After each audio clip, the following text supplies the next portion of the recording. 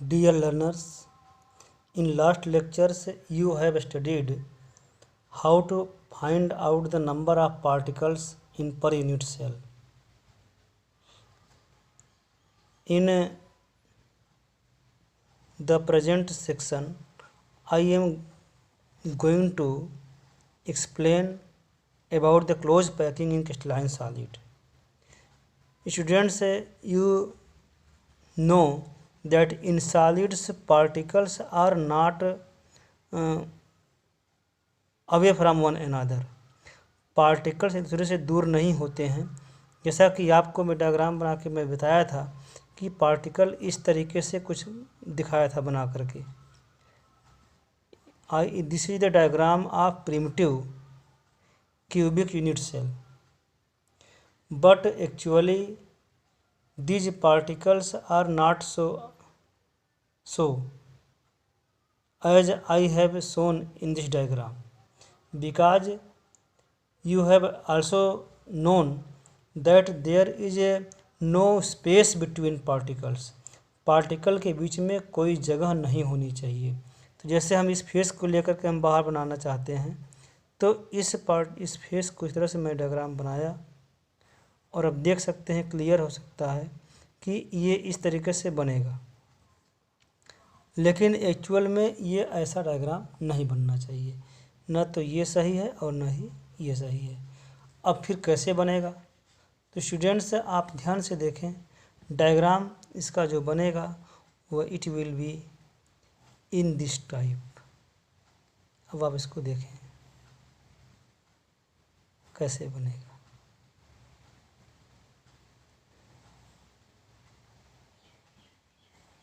Simple cubic structure का हम बता रहे हैं, प्रिमिटिव क्यूबिक स्ट्रक्चर। ये इस तरीके से डायग्राम बनेंगे। पार्टिकल्स आर क्लोजली पैक्ड, ये ऐसे न बन करके इसको ऐसे बनाना है जो बिल्कुल पूरा एरिया कवर करता रहे।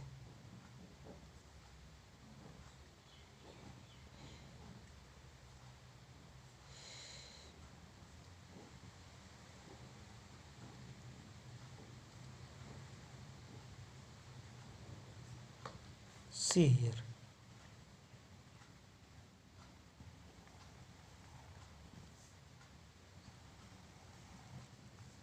कॉर्नर पे पार्टिकल्स का पाया जाना।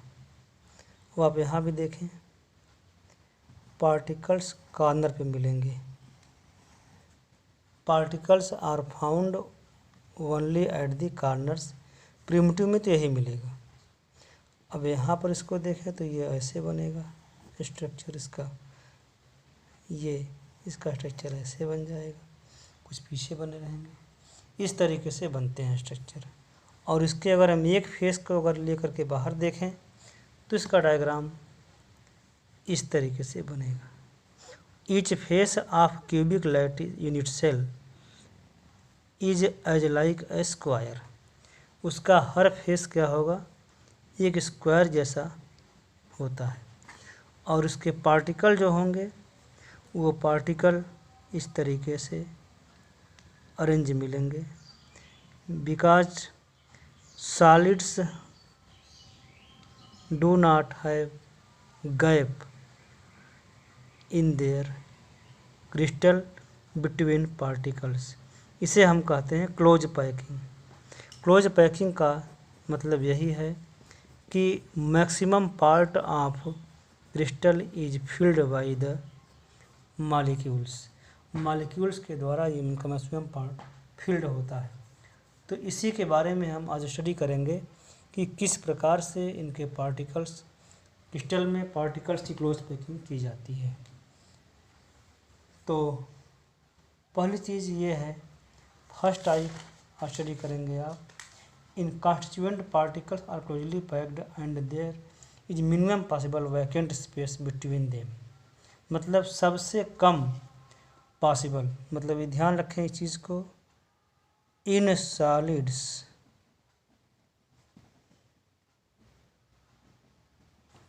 particles are closely packed and there is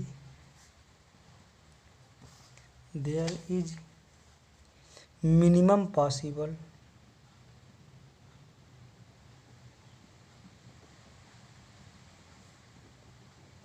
vacant space,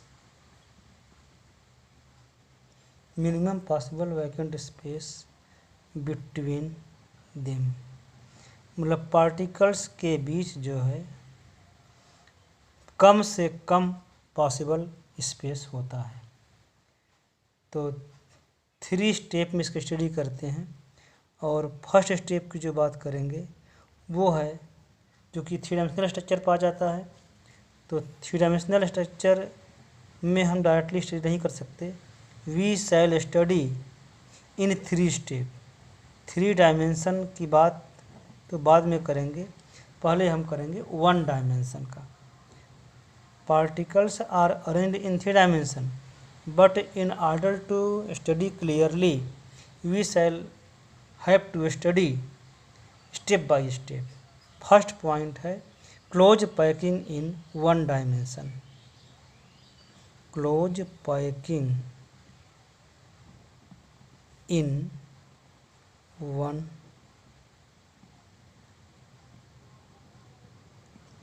इसको ध्यान से देखें आप, वेरी सिंपल। स्फीयर हम इसमें ये मान के चलते हैं कि इनके पार्टिकल्स जो हैं ये स्फीयर के रूप में होते हैं, मॉलिक्यूल्स हों आयन्स हों, ये सभी को हम स्फीयर के रूप में मान के चलते हैं। तो 1 डायमेंशन में पार्टिकल्स साइड बाय साइड इस तरीके से अरेंज होते हैं। All the particles are arranged in side by side. अब अगर यहाँ देखा जाए कि अगर कोई बीच का एक पार्टिकल ले लेते हैं, इस पार्टिकल के डायरेक्टली टच में क्या है, कितने पार्टिकल्स हैं, तो इसके संबंध में एक ये पार्टिकल है और एक ये पार्टिकल है, 2 पार्टिकल इसके टच में आ रहे हैं, तो इसे हम कहते हैं coordination number. The number of nearest neighbouring particles is called as coordination number. नज़दीकी पार्टिकल्स को हम कहते हैं कोऑर्डिनेशन नंबर। किसी भी पार्टिकल के नज़दीकी पार्टिकल जितने भी होंगे उसे हम कहेंगे कोऑर्डिनेशन नंबर। तो क्लोज पैकिंग इन 1 डायमेंशन में there is coordination number, coordination number equal to 2 होगा, क्योंकि इस पार्टिकल को हम देख रहे हैं, इस पार्टिकल के टच में केवल 2 पार्टिकल आ रहे हैं, तो इस तरीके से ये इसका कोऑर्डिनेशन नंबर 2 कहा जाएगा। इसको लेंगे तो इसके टच में ये और ये आएगा, कोई भी 2 पार्टिकल आएगा टच में, इसे हम कहेंगे कोऑर्डिनेशन नंबर। यहाँ एक क्वेश्चन मैं दे रहा हूँ, अपने सॉल्व करिएगा। What is coordination number? What is coordination number in close packing? Coordination number in close packing, give example भी इसका देना है, अपने से करिएगा, नहीं है हम बताएंगे। ये था आपका क्लोज पैकिंग इन 1 डायमेंशन। अब हम दूसरा टॉपिक लेते हैं, क्लोज पैकिंग इन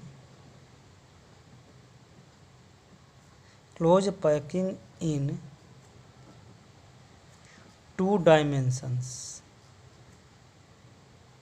2 डायमेंशन में क्लोज पैकिंग, तो इसका 2 स्टेप होता है।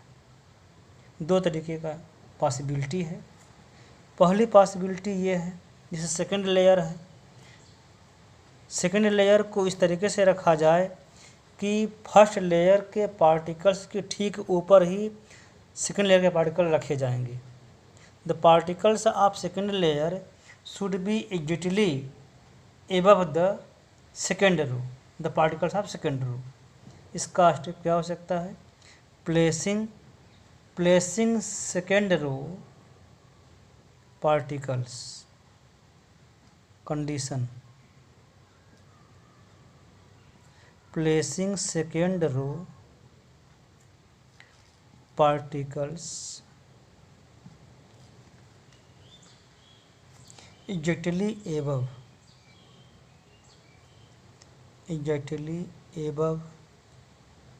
the first row, above the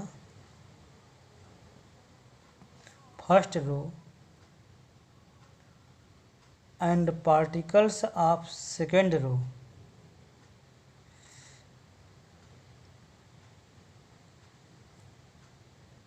above the first row हो गया ना। Placing second row particles exactly above the first row particles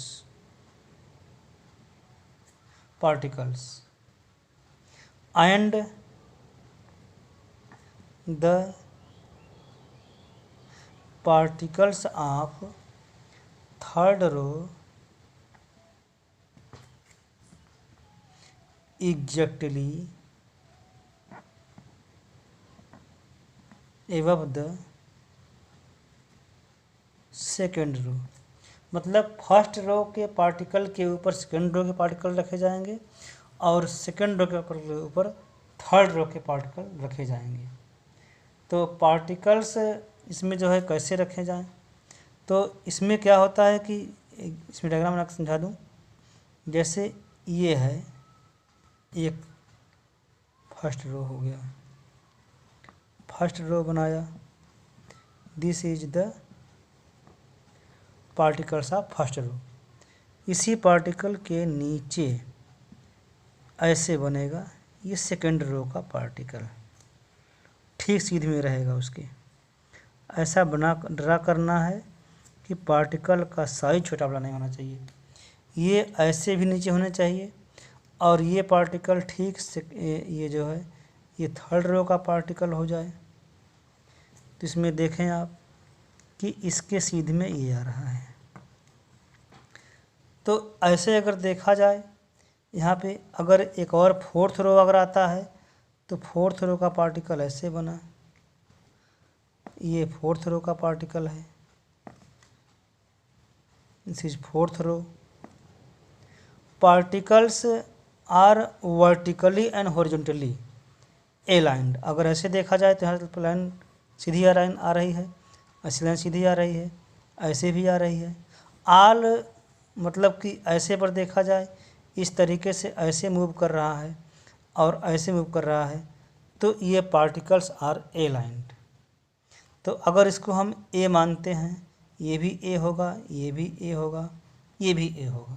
तो these particles are vertically and horizontally, क्या बताया मैंने?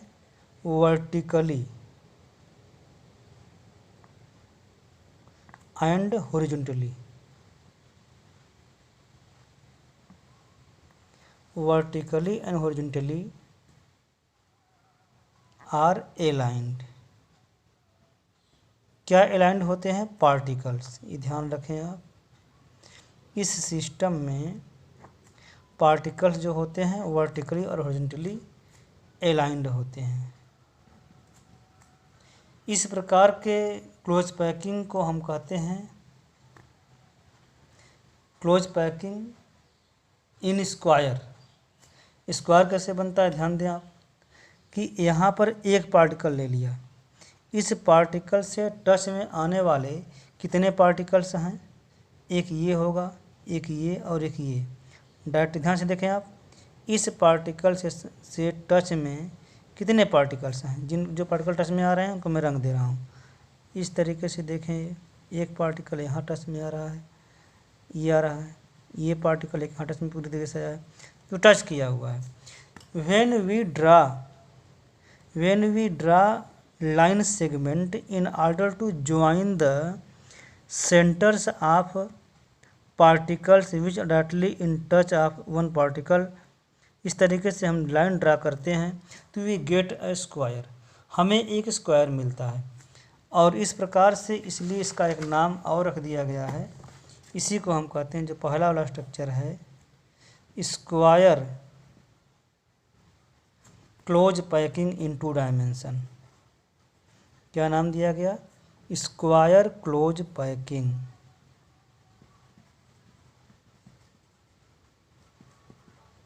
इन 2 डायमेंशंस। फंक्शन 2 हो गया, लेंथ भी हो गया, ब्रेथ भी हो गया। अब आप इसको ध्यान से देखें कि इस तरीके से इनमें कोऑर्डिनेशन नंबर कितना हो जाएगा? कोऑर्डिनेशन नंबर कितने होंगे? 1 2 3 4। तो इसके हो जाएंगे, एक मॉलिक्यूल के टच में कितने मॉलिक्यूल हैं? 4 हैं। तो number of nearest neighbouring particles is equal to 4। इस तरीके से कोऑर्डिनेशन नंबर इनका 4 होगा।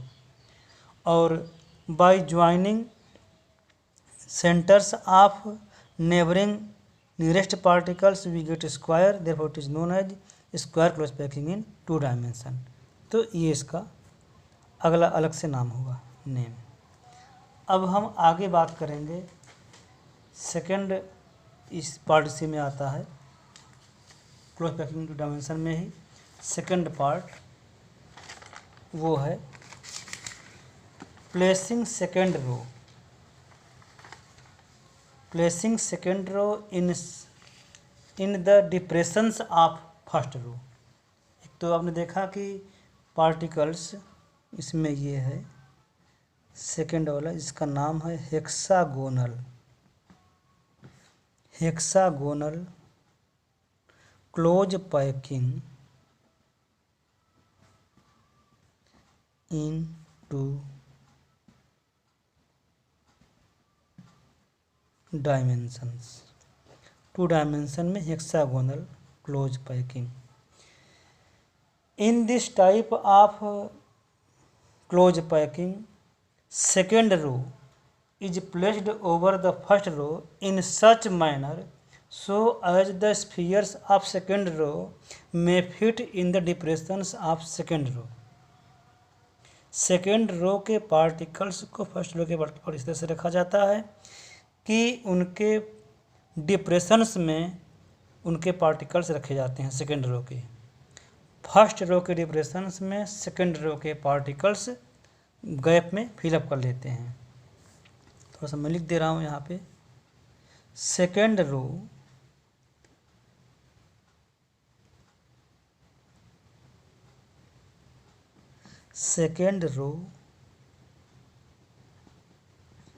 is placed over the first row in such a manner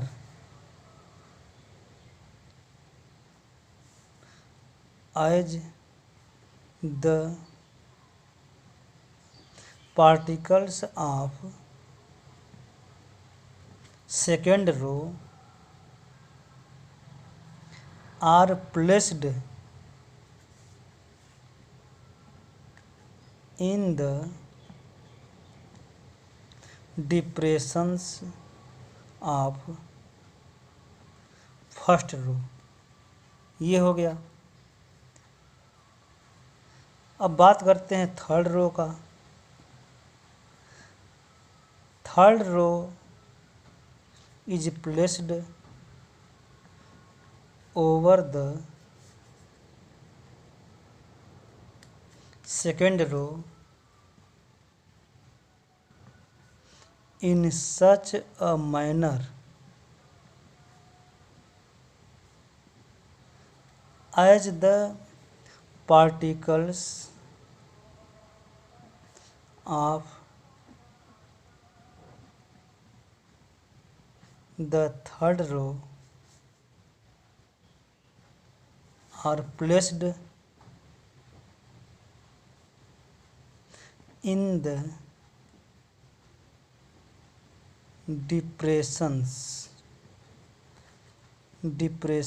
of second row। In the same way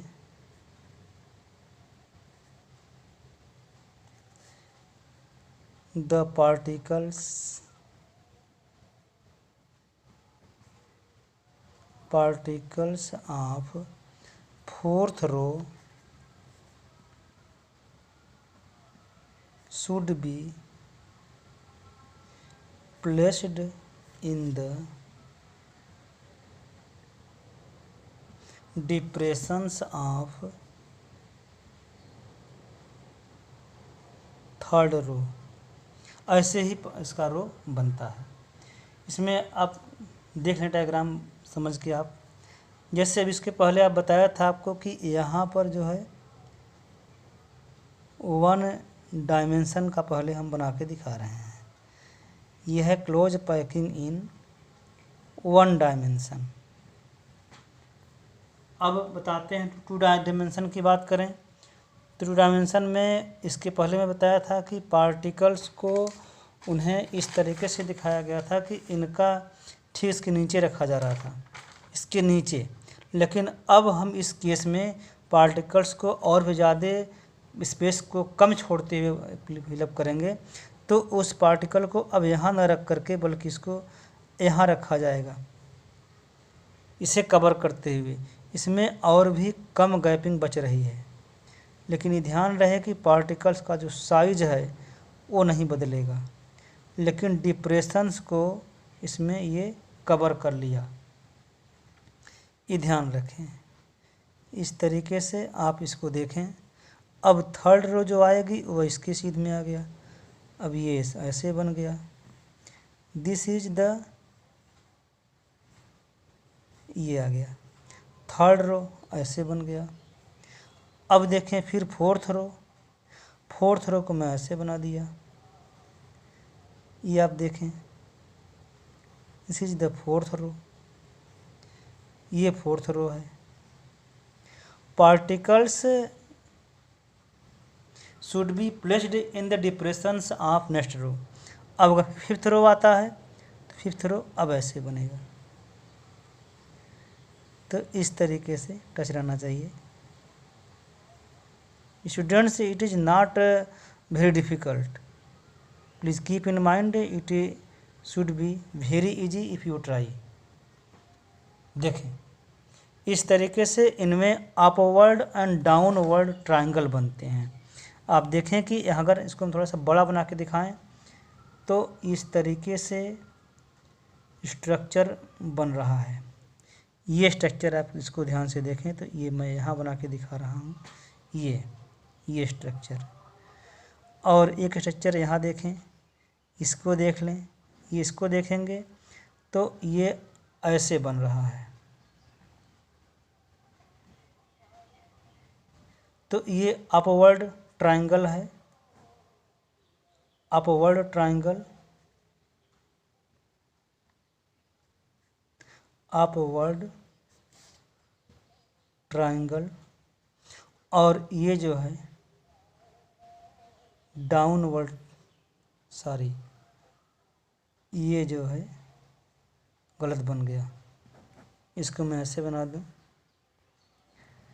ऐसे। ये जो बन रहा है ट्रायंगल को आप ध्यान से देखें, डाउनवर्ड बन रहा है। तो यहाँ पे जो बन रहा है ये है डाउनवर्ड ट्रायंगल, डाउनवर्ड ट्रायंगल। तो इसमें दोनों चीज़ें बनती हैं, upward and downward triangle form होते हैं। ये चीज़ और इसमें ध्यान दें स्टूडेंट्स, व्हेन वी ड्रा, कोई एक हम यहाँ पर स्फीयर ले लेते हैं। सपोज दैट हमने इस स्फीयर को लिया, इस स्फीयर को लेकर के हम ये जानना चाहते हैं कि इसके टच में कौन कौन स्फीयर हैं। तो आप ध्यान से देखें कि इस टच में एक ये स्फीयर है, एक स्फीयर ये भी है, एक ये स्फीयर है, एक ये स्फीयर है, एक ये स्फीयर है और एक स्फीयर ये टच में आ रहा है। तो इस प्रकार से सभी को अगर हम इस तरह से ड्रा करें, यहाँ से एक लाइन सेगमेंट ड्रा करें तो we will get a hexagon, regular hexagon हमको मिलता है। तो इसलिए इसे इसका नाम दे दिया गया है hexagonal plus packing in 2 dimension.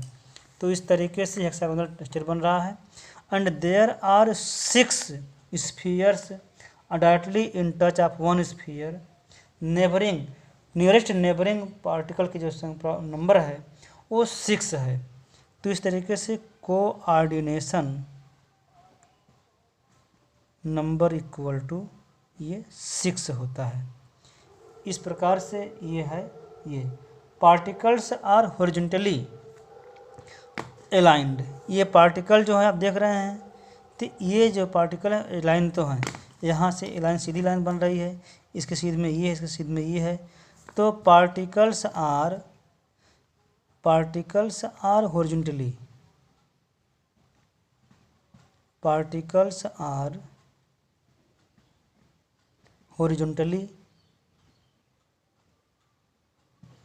aligned but vertically not aligned। क्यों, ऐसे सीधे आ रहा है, नहीं आ रहा है, तो but vertically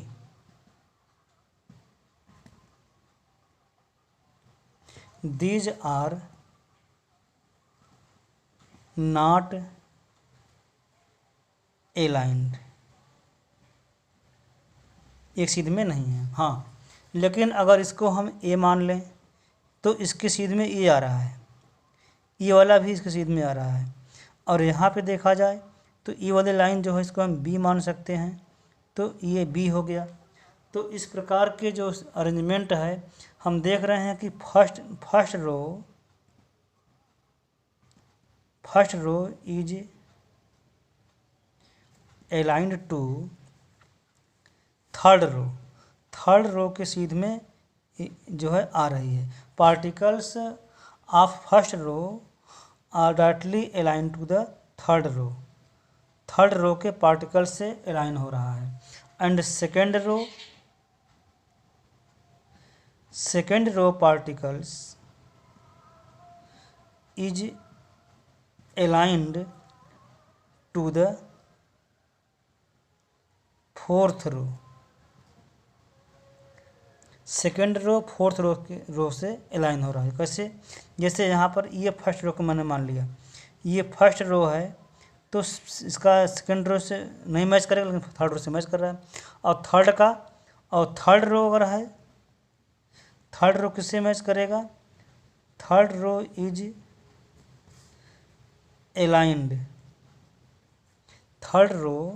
aligned to the किससे, ये फिफ्थ रो से मैच करेगा। इसी तरीके से आगे बढ़ता जाएगा। अगर फोर्थ रो लेते हैं,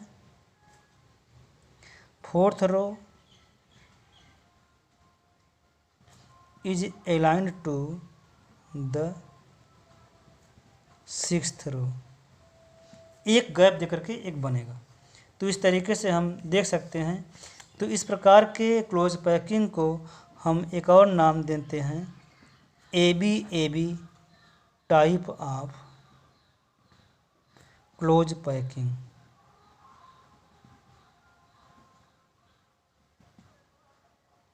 इस तरीके से ये था। और उसमें जो आपको बताया था मैंने, इसमें एबी नहीं बल्कि जो है ये, इसे हम कहेंगे ए।